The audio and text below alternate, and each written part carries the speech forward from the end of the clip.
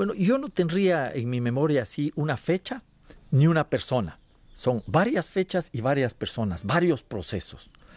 ¿Desde cuándo se habla de los derechos de la naturaleza y cuándo escuché? No podría decir, tanto mi memoria no es tan buena. Pero yo tengo que reconocer, por ejemplo, que detrás de esto está mi lucha junto a los pueblos indígenas, incluso junto a los trabajadores, a hombres y mujeres, a los sectores ecologistas, la influencia de amigos y de amigas como Esperanza Martínez o de mi compañera como Ana María Barea y muchas otras lecturas, pero no te podría decir tal día, en tal fecha llegó tal persona, no. Cuando ya llegamos a Montecristi, eso ya era parte de la agenda.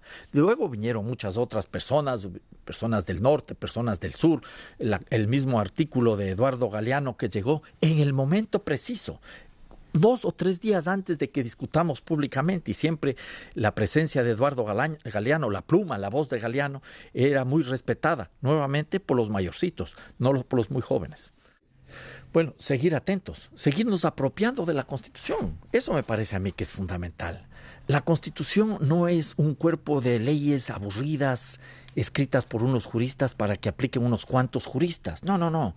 La Constitución es un proyecto de vida en común, algo más sencillo. La Constitución es como una caja de herramientas. Nosotros nos imaginamos con qué herramientas se construyeron estas casas, varias herramientas. La misma casa del nuevo país que vamos a construir, donde rija el buen vivir, requiere herramientas.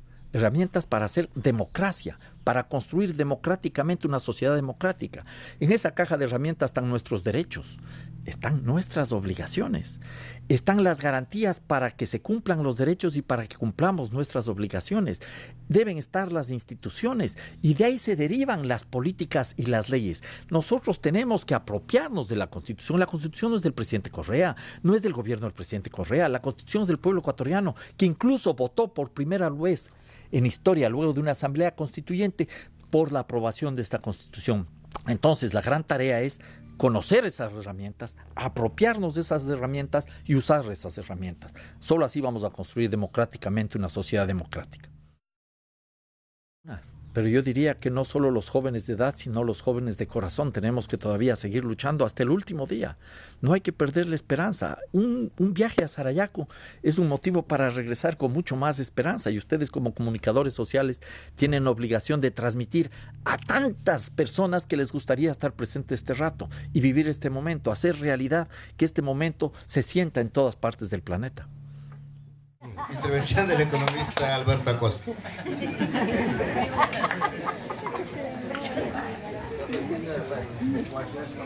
Muy buenas tardes, compañeras y compañeros de Sarayaco, amigos y amigas invitadas e invitados, representantes de la prensa. Para mí, este rato es de una especial emoción, lo digo sinceramente, de corazón. Y empiezo disculpándome por no haber venido antes a Sarayaco, a pesar de algunas invitaciones que me formulara mi amigo Carlos Viteri, con quien hace algunos años, como él recordaba, discutíamos en compañía de ancianos de los pueblos quichuas de la Amazonía sobre lo que era el buen vivir. Y soñábamos en un país diferente, en un mundo diferente, que también se nutrió de las discusiones, de las luchas, de la resistencia del pueblo sarayaco. Me disculpo por no haber podido venir antes. Me disculpo por no hablarles en quichua. Debería ya intentar aprender algo de quichua, no solo para ganarme las simpatías de los pueblos y nacionalidades indígenas, sino para tratar de entenderles mejor, porque hay que hablar la lengua de nuestros pueblos originarios para tratar de comprender qué dicen esos pueblos originarios. Me disculpo también porque no conseguí, siendo presidente de la asamblea y luego asambleísta, que el quichua sea un idioma oficial como debía haber sido, y solo quedó el castellano. Pero además, creo yo que para mí en este momento de enorme emoción y alegría, hay un espacio para reconocer algo que me parece fundamental. Carlos decía, este es un día histórico. Yo diría, este es un tiempo histórico. Los tiempos comienzan a caminar a favor de los pueblos.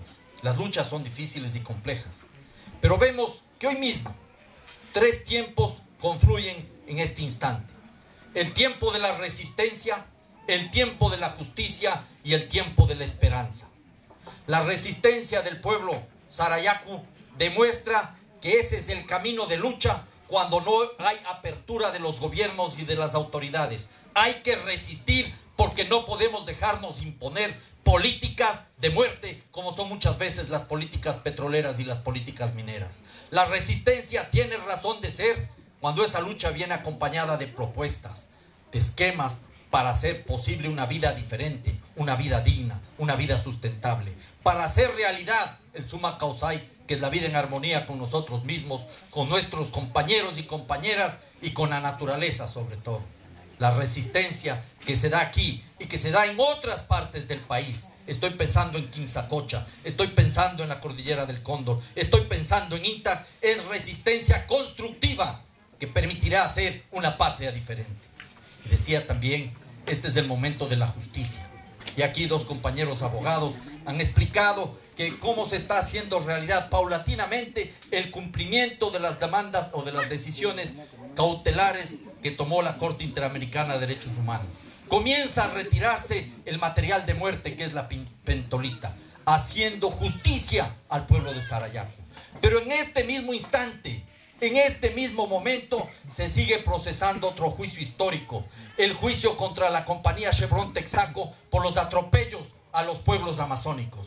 Hay dos pueblos que ya no existen por la presencia de la Texaco, los tetetes y los anzahuaris. Nunca más vamos a oír la voz, la risa, el canto, los sueños transformados en leyendas de esos ancianos, de los hombres y mujeres de los tetetes y los anzahuaris.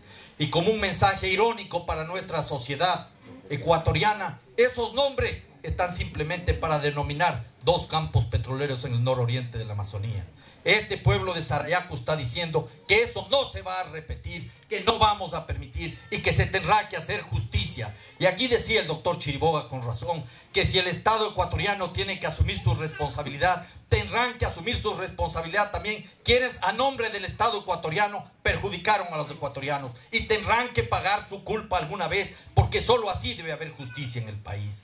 Y les decía que además del tiempo de la resistencia, del tiempo de la justicia, es el tiempo de la esperanza. Yo veo en esta lucha de resistencia y de propuestas del pueblo de Sarayaku y de los pueblos y nacionalidades indígenas del Ecuador, de los afroecuatorianos, de los montubios, de hombres y mujeres del campo y de la ciudad, el deseo de construir una patria sustentada en un Estado plurinacional, en el buen vivir, en los derechos de la naturaleza.